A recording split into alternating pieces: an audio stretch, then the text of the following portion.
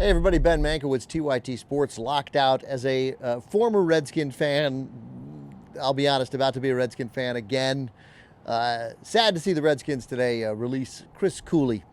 Chris Cooley, the tight end, really a terrific player for a number of years for the Redskins. Great hands until the last couple of years. Basically didn't play last year because of injury. But a couple of Chris Cooley stories that we should remember as we hope that his career goes forward, remembering his time in Washington. One time, I think in 2005, before a game against the St. Louis Rams, he bet a teammate $100 that he wouldn't introduce himself in the captain's meeting before the game as Captain Chaos. He did, and so he just went up to all of the Ram players who were captains and was like, "Hey, how you doing, Captain Chaos? Captain Chaos, Captain Chaos, Captain Chaos." So we love him for that. We love him for the candor, all in fun, in his criticism of Tony Romo after Romo and the Cowboys blew that 24-point lead. I guess that was last year, or was that 2 years ago? Maybe that was 2 seasons ago now. Against Detroit, Romo threw the back-to-back pick sixes in that game. And he went off on Romo publicly on the radio and a blog, and then doubled down and stuck with it for a while, even in the face of criticism, saying it was great to watch him blow a 24-point lead. If he was a coach of a team, he would just take a knee the rest of the game and you could win it. Only way you could lose it is if you threw back-to-back pick sixes. He said it was great to watch Romo vomit all over himself in the game.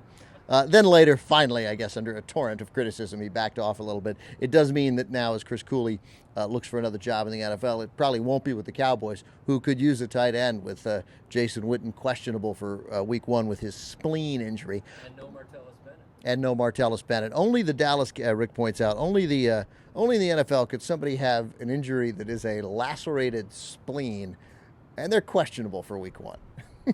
Questionable. His spleen lacerated. Apparently the Redskins cut him as a favor because he wants to be a starter, and Fred Davis, who was having a big year last year before he was suspended for the last 4 games of the season, is back. And then the other part of what makes Chris Cooley great is Niles Paul was a wide receiver out in Nebraska. He was with the Redskins last year.